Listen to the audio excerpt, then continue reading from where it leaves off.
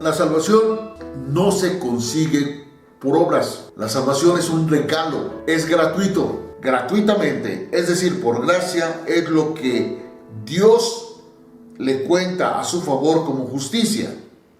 Por lo tanto, nosotros ponemos nuestra fe en Jesús el Cristo, lo reconocemos como nuestro Dios, nuestro Señor y Salvador, y Él pone su justicia en cada uno de nosotros.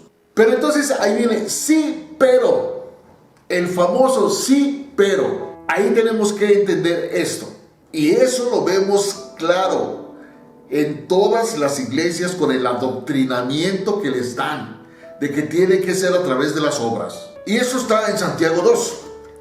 Significado de la enseñanza de Santiago. Vamos a analizar lo que dice Santiago a través de su epístola. En el capítulo 2 de Santiago, él se dirige a un grupo de personas que afirman ser verdaderos creyentes en Cristo, pero que no manifiestan ninguna evidencia de su fe en sus vidas. De modo que Santiago toma la posición de que los hombres solo pueden ver la fe por medio de lo que ella produce en la vida de cada uno de nosotros. Santiago nos ofrece dos casos bíblicos completamente diferentes para probar su punto y para demostrar que la fe verdadera siempre produce evidencias de su genuinidad. Primer caso que Santiago nos expone es el de Abraham, que a propósito los invito para que vean ese capítulo que subimos en Escudriñando tu Palabra, la fe de Abraham. En el primer caso que menciona Santiago es el de Abraham cuando Dios lo llamó para que se dispusiera a ofrecer a su hijo Isaac. Su hijo único, a quien amaba entrañablemente, que no es el único porque ya vimos que tenía a Ismael, a quien amaba entrañablemente en sacrificio al Señor, con una completa obediencia y confianza en que Dios sabía lo que estaba haciendo. Abraham realmente llegó hasta colocar a Isaac sobre el altar y levantar el cuchillo para descargarlo en el corazón de su hijo. Pero precisamente en ese momento, Dios le dijo a Abraham que se detuviera. Dios vio lo que quería ver, porque Dios sabía lo que iba a pasar, pero el que no sabía hasta dónde podía llegar era justamente Abraham.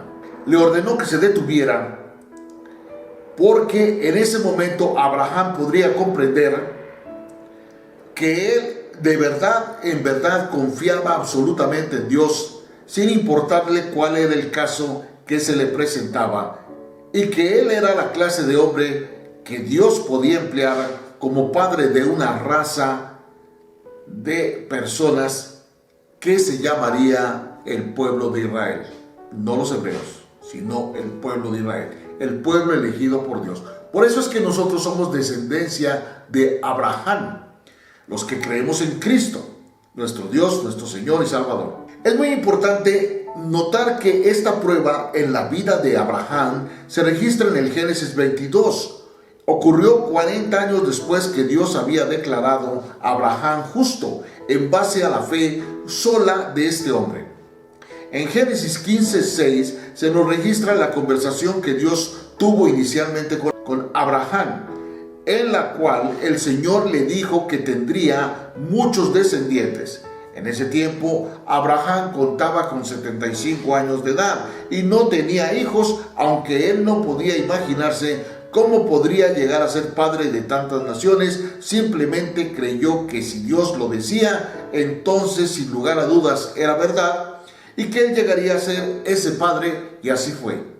Al grado de que somos nosotros descendencia de Abraham. Fue esta sola y simple fe en Dios la que hizo que Dios contara a Abraham como justo. Por eso la palabra dice, Abraham creyó a Dios y le fue contado por justicia. Desde ese día hasta el día en que este hombre llevó realmente a su hijo al monte Moriah para ofrecerlo en sacrificio, ya habían transcurrido cerca de 40 años, lo que corresponde a una generación. Y en ese periodo, Abraham había cometido faltas delante de Dios, pero algo permaneció firme a través de todos estos años: Dios lo siguió considerando como un hombre justo en base a la fe que manifestó al principio. Luego de presentar esta ilustración sobre la fe de Abraham, cuando ofreció a su hijo Isaac, Santiago hace un comentario. Ustedes ven pues que el hombre es justificado por las obras y no solamente por la fe. En el 2:24 de Santiago lo dice. Es cierto que el hombre ve las obras, pero también es cierto que Dios vio la fe de Abraham 40 años antes y en eso se basó para declararlo incondicionalmente justo, a pesar de que a lo largo de los años siguientes, Abraham, sin lugar a dudas, cometió pecados y errores. Y esto lo vemos en Génesis 15 y Romanos 4:1-5. Lo que se nos quiere enseñar es que después de 40 años de ser justo, uno debiera esperar que Abraham manifestara alguna evidencia de su fe, y en realidad la manifestó. Pero el medio para su salvación fue la fe a través del sacrificio de su hijo amado Isaac. Las obras fueron simplemente las evidencias de la genuinidad de esa fe. La verdadera fe siempre produce como evidencias las obras, pero las obras nunca producen la verdadera fe. ¿Queda claro? Es decir, yo recibo a Cristo por fe y declaro que es mi Dios, mi Señor y mi Salvador. Pero las obras que yo hago nada tienen que ver con la salvación que me da el creer y reconocer a Cristo como mi Dios, mi Señor y mi Salvador, porque eso es la salvación. Una cosa es la salvación que tengo al recibir a Cristo como mi Dios, mi Señor y mi Salvador, y otra muy diferente, las obras que mi fe en Cristo producen. Totalmente distinto. Vamos a analizar el segundo caso de los que nos habla mi queridísimo amigo Santiago, que es el caso de Rahab la ramera, para que no se nos meta la idea de que para poder ser declarados justos por Dios tenemos que hacer una enorme demostración de fe como la que hizo Abraham. Santiago nos presenta otro caso para demostrar que algo, por pequeño que sea, puede servir para evidenciar suficiente fe verdadera. En la historia de Israel, cuando este pueblo estaba tratando de entrar en la tierra prometida, la nación errante que salió de Egipto envía espías a Jericó para saber qué clase de oposición encontrarían si trataban de entrar. 2 espías se encontraron al lugar de una ramera de nombre Rahab, y aunque ella era gentil, es decir, no era judía y no conocía a estos hombres, ella los escondió para librarlos de sus compatriotas que llegaron en busca de los espías para aniquilarlos. Y esto lo vemos en Josué 2:1-7. Cuando los perseguidores se fueron, Rahab le dijo a los espías hebreos que toda su nación había oído lo que había acontecido en el Mar Rojo. De oídas te he oído. La fe viene por el oír. ¿Y el oír de qué? De la palabra de Dios. Entonces ella manifestó que habían oído lo que había acontecido en el Mar Rojo, que se había abierto para que los israelitas, nótese que no dice judíos, pasaran 40 años antes, y que todo el pueblo de Jericó vivía con temor de la nación de Israel, por causa de las grandes cosas que Dios había hecho a favor de ella, al sacarla de la cautividad de Egipto.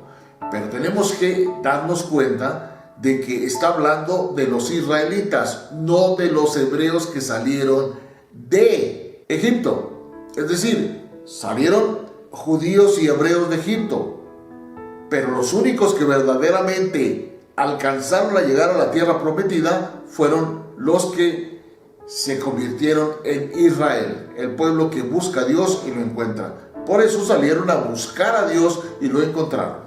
Luego esta prostituta gentil dijo: porque el Señor su Dios es Dios arriba en los cielos y abajo en la tierra. Le ruego pues ahora que me juren por el nombre de su Dios que como he hecho misericordia con ustedes, así la harán ustedes con nosotros, con la casa de mi Padre, de la cual me darán una señal segura. Y eso lo confirma Josué 2, 11, 12.